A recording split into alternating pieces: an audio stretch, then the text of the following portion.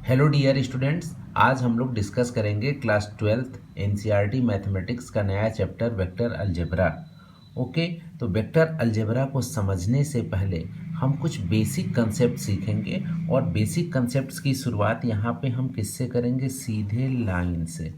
हम lower classes में सीख चुके हैं कि लाइन को हम कैसे डिनोट करते हैं। इस साइड भी एक एरो, दोनों साइड में क्या होती है? एरो होती है, तो इसको अपन क्या बोलते हैं? लाइन। लेकिन कुछ लाइन ऐसे भी हो सकती है, ठीक, कि उसका जो एरो है सिर्फ वन साइड में है, ठीक, तो इसको अपन क्या बोलते हैं? इसका नाम हम दे देते हैं डायरेक्टेड लाइन। ठीक है, इसको हम क्या बोलेंगे? Directed line. ठीक, और होगा क्या कि जब इसी लाइन, देखिए तो ये हो गई हमारी डायरेक्टेड लाइन था, और इस लाइन का हम कुछ पार्ट ले लेते हैं और इसका हम नाम दे दें सपोज ए और बी। तो इस लाइन को हम बोलेंगे डायरेक्टेड लाइन सेगमेंट। इसको अपन क्या बोल देंगे? Directed line segment. तो इसमें आप देख रहे हैं ना कि इस वाली लाइन में आपका डायरेक्शन भी है और इसकी लेंथ भी दे रखी है, और इसी को क्या बोलते हैं? इस वाले लाइन में लाइन की डायरेक्शन और प्लस लेंथ, मतलब इसी को हम क्या बोलेंगे? मैग्नीट्यूड।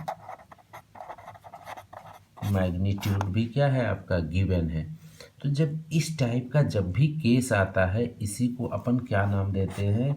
जब भी कोई ऐसी क्वांटिटी मिले जिसमें हमको डायरेक्शन और प्लस मैग्नीट्यूड दोनों चीज़ मालूम हो, तो इसी को अपन बोलते हैं वेक्टर। इसी को क्या बोल देते हैं हम? वेक्टर। ठीक है, तो चलिए अब क्या करेंगे? अब हम वेक्टर की डिफिनीशन राइट डाउन करेंगे। तो वेक्टर की डिफिनीशन क्या लिखोगे? कि अ क्वांटिटी, ठीक, अ क्वांटिटी, ठीक, ये वेक्टर की आपकी डिफिनीशन हो जाएगी कि a quantity that has magnitude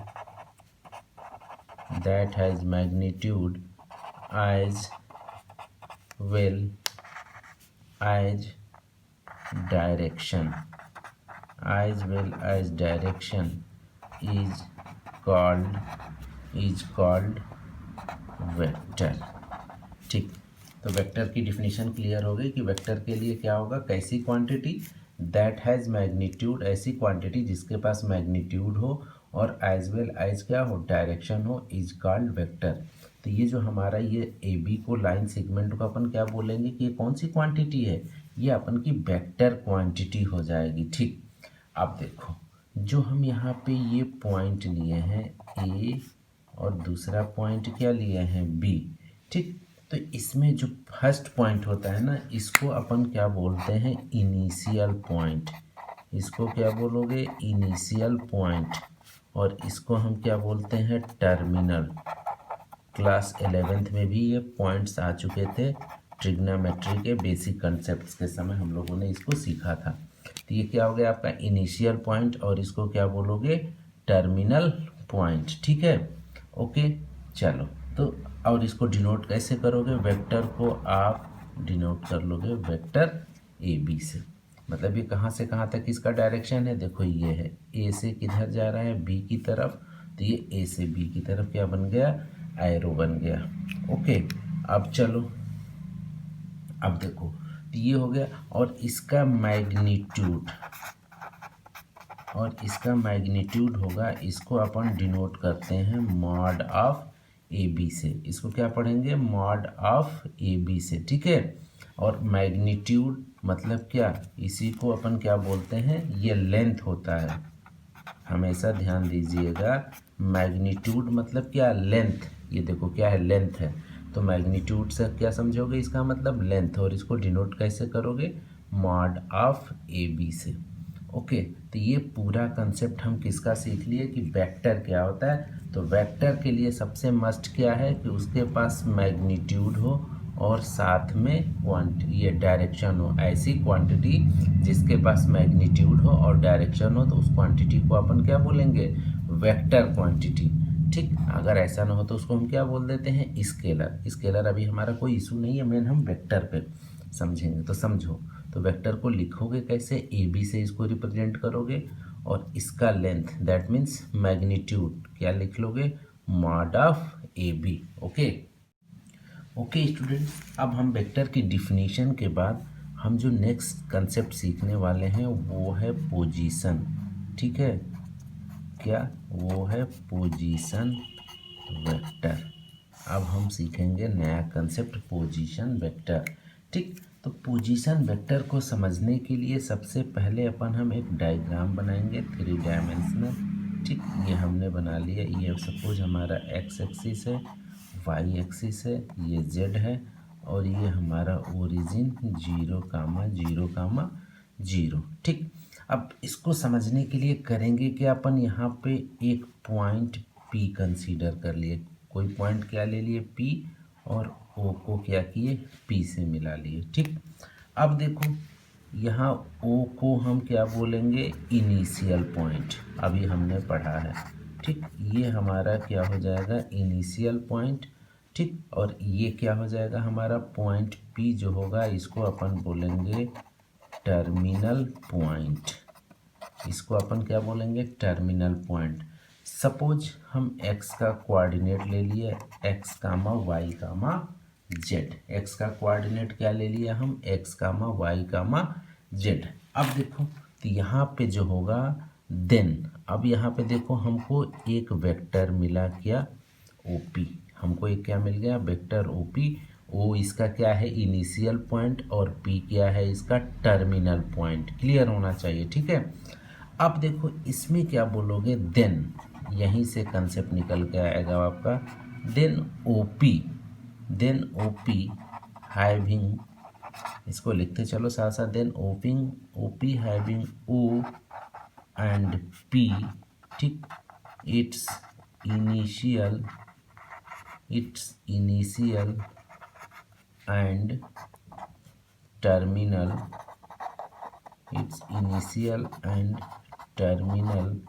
points respectively. ये इसका क्या हो गया, इनिशियल और टर्मिनल पॉइंट रिस्पेक्टिवली। इसी को बोलोगे is called the position vector, is called the position vector of the point P with respect, ठीक है, with respect to किसके हो जाएगा, with respect to O। किसके रिस्पेक्ट में, O को। तो देखो इसमें क्या बोलोगे, is called the position vector of the point P with respect to O। ठीक, इसी को क्या बोलोगे, यहाँ पे देखो the position vector of the point P, इसको क्या पढ़ोगे कि position vector of point P with respect to O। ठीक, अब देखो यहाँ से क्या करोगे, अगर आपसे पूछे कि OP की लेंथ क्या होगी, तो from distance formula √(x2 - x1), तो x - 0 का होल स्क्वायर प्लस y - 0 का होल स्क्वायर प्लस z - 0 का होल स्क्वायर। तो ये हमारा आ जाएगा x² plus y² plus z²। OP को अपन क्या बोलेंगे। ठीक, और ये OP नहीं, आपका क्या हो जाता है, मॉड। लेंथ होता है ना, जो हम यहाँ पे OP लेंथ फाइंड आउट करते हैं, अभी हमने पढ़ा था। तो इसको किससे डिनोट करोगे, मॉड से। तो mod of OP equal to क्या हो जाएगा, x² plus y² plus z²। ठीक, तो ये हमने क्या सीखा, आपका पोजीशन वेक्टर। ठीक, अब पोजीशन वेक्टर को समझने के लिए इसको कैसे रिप्रेजेंट करते हैं, एक छोटा सा डायग्राम और समझ लो। सपोज हमको ऐसे दिया रहेगा कोई डायग्राम, x y z, और ये हमारा क्या हो गया, ओरिजिन हो गया। तो अगर हमारे पास कोई ये वेक्टर A है, दूसरा वेक्टर B है, और मान लो कोई तीसरा वेक्टर क्या ले लिए, C, थर्ड वेक्टर, तो इसको हम ऐसे डिनोट करेंगे, स्मॉल a से स्मॉल बी से और इसको हम स्मॉल सी से भी क्या कर सकते हैं, डिनोट कर सकते हैं। और इसी को क्या बोलोगे, स्मॉल ए को position vector of A with respect to O. ठीक है, जैसे अगर आपका ये दे दिया हमेशा ओ ए वेक्टर जैसे दिया है तो आप इसको क्या समझोगे, ये होता है इसका मतलब position vector of A with respect to किसके, जैसे ये ऐसे दिया रहे तो अगर मान लो आपका कहीं वेक्टर में ये दे रखा है तो इसको क्या कहोगे, position vector of B with respect to A. ये हमारा क्या हो गया, पोजीशन वेक्टर का कॉन्सेप्ट। ओके, अब चलो अब देख। ओके स्टूडेंट्स, अब हम क्या डिस्कस करेंगे, हमने पहले क्या सीखा, वेक्टर की डिफिनीशन, पोजीशन वेक्टर, और अब हम सीखने वाले हैं कि टाइप्स ऑफ वेक्टर्स कितने होते हैं। ठीक, तो टाइप्स ऑफ वेक्टर में हम बात सबसे पहले किसकी करेंगे, जीरो वेक्टर की। किसकी, जीरो वेक्टर। ठीक, तो जीरो वेक्टर में क्या होगा, इसकी डिफिनीशन लिख लो, अ वेक्टर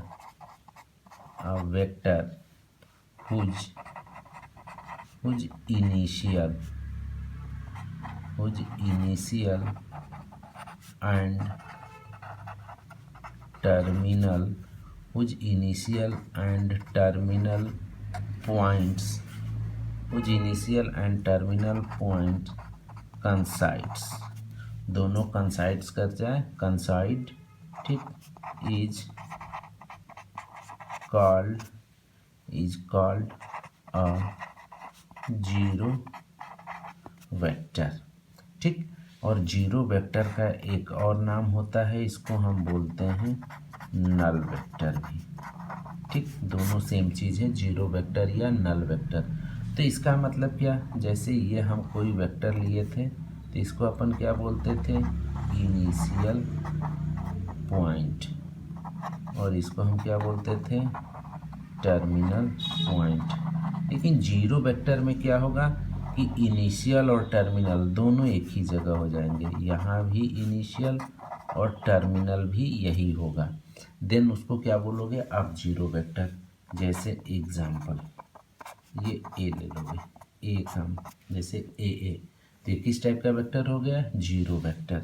या फिर बी, क्योंकि देखो यहाँ इनिशियल पॉइंट भी ए है और टर्मिनल पॉइंट भी ए है, यहाँ पे भी इनिशियल पॉइंट ए है और टर्मिनल पॉइंट भी बी है, और टर्मिनल पॉइंट भी क्या है, बी है।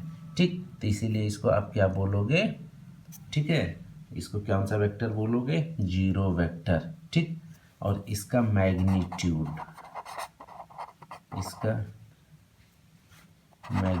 इक्वल टू क्या हो जाएगा, जीरो। ठीक, इसका मैग्नीट्यूड क्या होगा, जीरो। और इसको कैसे डिनोट करोगे, डिनोटेड बाय ऐसे। ये किसको डिनोट करेगा, ये आपका जीरो वेक्टर को, ये डिनोट करता है आपका जीरो वेक्टर। ओके, अब देखो जीरो वेक्टर के बाद से हम नेक्स्ट वेक्टर सीखेंगे, यूनिट वेक्टर। कौन सा वेक्टर, यूनिट वेक्टर। अब देखो यूनिट वेक्टर में क्या होता है कि अ वेक्टर, ठीक, पहले डिफिनीशन लिख लो, अ वेक्टर। ठीक, ध्यान से इसको समझना है, ये वेक्टर में बहुत यूज होने वाला है। A vector whose magnitude is unity that is one. ठीक, that is one is called a unit vector. तो यूनिट वेक्टर का क्या मतलब है, ऐसा वेक्टर जिसका मैग्नीट्यूड इक्वल टू क्या हो जाए, वन, तो उसको अपन क्या बोलेंगे, कौन सा वेक्टर हो जाएगा, ये यूनिट वेक्टर। ठीक है, इसको क्या बोलोगे, यूनिट वेक्टर। और इसको डिनोट कैसे, जैसे कोई मान लो कि वेक्टर ए है, ठीक, अब इसको अगर हम यूनिट वेक्टर के फॉर्म में डिनोट करें तो ये ए कैप से लिखा जाएगा। तो इसका मतलब जब भी हम क्वेश्चंस करेंगे, आपको ए कैप मिल जाए, बी कैप मिल जाए, सी कैप मिल जाए, तो ये सारा किसको डिनोट करता है? आपका यूनिट वेक्टर, पहली बात। और इन सब का क्या? मैग्नीट्यूड। इन सब का क्या? मैग्नीट्यूड क्या हो जाएगा? हमेशा 1 रहेगा। तो आप इसको ध्यान से समझिए कि यूनिट वेक्टर क्या होता है? ऐसा वेक्टर जिसका मैग्नीट्यूड क्या हो जाए? 1 हो जाए, तो उसको अपन क्या बोलेंगे? Unit vector. यूनिट वेक्टर के बाद से नेक्स्ट हम अब डिस्कस करेंगे क्या? आपका को इनिशियल वेक्टर। ठीक, कौन सा वेक्टर डिस्कस करने वाले हैं? को इनिशियल वेक्टर। तो इसको लिख लो, फिर इसको समझाते हैं। लिख लो 2 आर मोर वेक्टर्स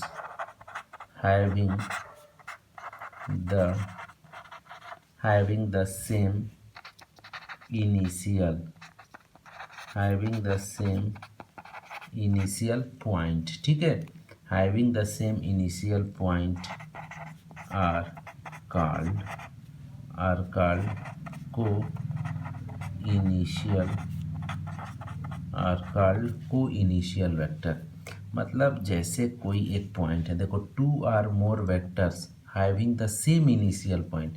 तो जैसे एक कोई वेक्टर हुआ ये, ठीक, दूसरा वेक्टर हम ये ले लिए, ठीक, थर्ड वेक्टर मान लो ये ले रहे हो, तो इसमें देखो सबका इनिशियल पॉइंट क्या है? सेम है। यहाँ पे ये हो गया आपका इनिशियल पॉइंट, मान लो ये ओ है, ये बी है, और ये क्या है? सी है। तो देख रहे हो ओ ए, ओ बी और ओ सी सबका इनिशियल पॉइंट क्या है? सेम है, ओ है, इसलिए इसको अपन क्या बोलेंगे? को इनिशियल वेक्टर। ठीक, अब चलो ओके स्टूडेंट्स, अब हम डिस्कस करेंगे नेक्स्ट वेक्टर जो है आपका collinear vector.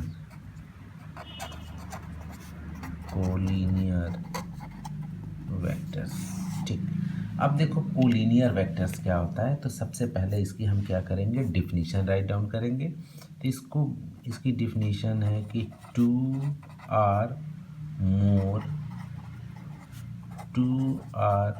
More vectors are said to be 2 or more vectors are said to be, ठीक है, said to be collinear if they are parallel to the same line,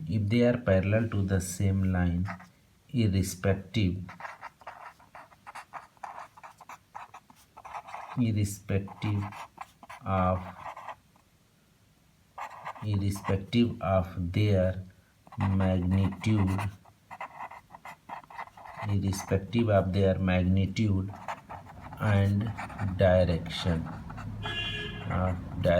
ठीक, तो इसको समझो कि 2 or more vector are said to be collinear if they are parallel to the same। जैसे ये हमारा एक लाइन दे रखा है, ठीक, तो देखो 2 or more vectors, तो मान लो कि एक वेक्टर ये है और दूसरा वेक्टर क्या है, ऐसे भी हम ले सकते हैं। ठीक, क्या है? They are parallel to the same line irrespective their magnitude and direction. बस इसमें ये ध्यान देना है कि कोलिनियर कब होगा? जब दो वेक्टर कोलिनियर कब होंगे? जब वो किसी थर्ड के क्या हो जाएं? पैरेलल हो जाएं, तो उसको अपन क्या बोलेंगे? Collinear vector. ठीक है, तो ये क्या हो जाएगा? Collinear vector. ठीक, अब इसके बाद से कोलिनियर के बाद से देखो, तो इसका मतलब क्या होगा? ये मान लो कि ए बी सी डी, और ये मान लो कि तुम्हारा क्या है? E F. तो तुम्हारा ए बी और सी डी दोनों क्या होंगे? Collinear vector. किसके? दोनों क्या हो जाएंगे? कोलिनियर, क्योंकि वो इस लाइन के क्या है? पैरेलल है। ठीक, तो ये हो गया हमारा कोलिनियर। कोलिनियर के बाद अपन बात करेंगे अब इक्वल वेक्टर की। किसकी बात करेंगे? इक्वल वेक्टर्स की। तो इक्वल वेक्टर्स क्या होते हैं?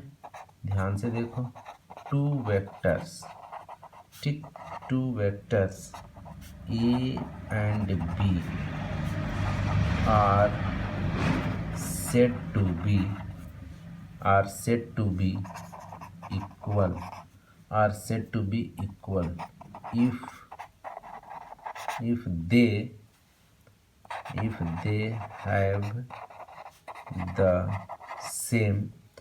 they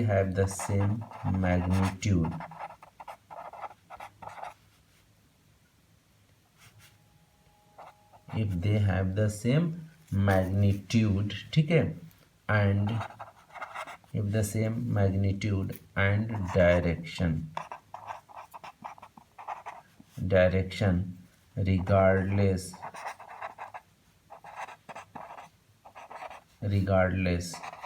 of the positions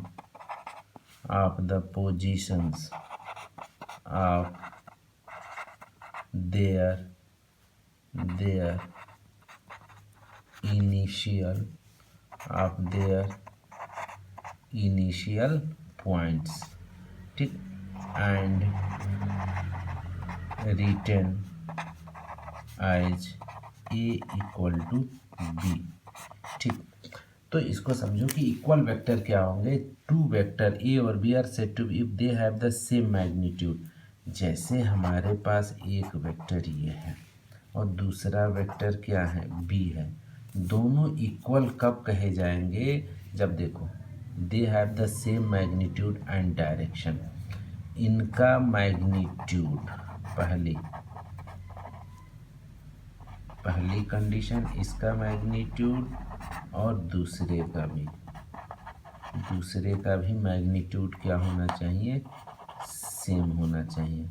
और दोनों का डायरेक्शन भी क्या होना चाहिए? सेम होना चाहिए। तो जब दोनों का मैग्नीट्यूड और डायरेक्शन सेम हो जाएगा तो दोनों वेक्टर को क्या बोलोगे आप? इक्वल वेक्टर बोलोगे। दोनों को कौन सा वेक्टर बोल देंगे हम? Equal vector. ओके, चलो इक्वल वेक्टर के बाद से नेक्स्ट जो हम पढ़ने वाले हैं निगेटिव ऑफ अ वेक्टर, ठीक। क्या सीखेंगे आप? निगेटिव ऑफ अ वेक्टर, ठीक। तो देखो इसमें क्या होगा कि अ वेक्टर, ठीक, अ वेक्टर हुज मैग्नीट्यूड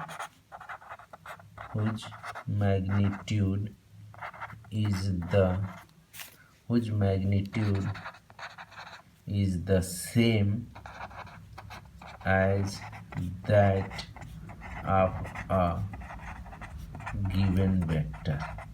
तो देखो पहली कंडीशन क्या हो गई कि दो वेक्टर, मान लो कि एक वेक्टर आपका ये रहा ए बी, ठीक, तो और दूसरा वेक्टर क्या है? मान लो कि कोई भी वेक्टर हो, तो इसका मैग्नीट्यूड और मान लो दूसरा वेक्टर है आपका बी ए, दोनों का मैग्नीट्यूड क्या होगा? सेम होगा। Mod of A B equal to क्या लिख लिए? Mod of B A.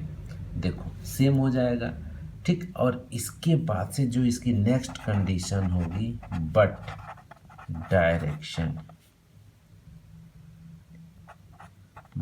Direction is opposite.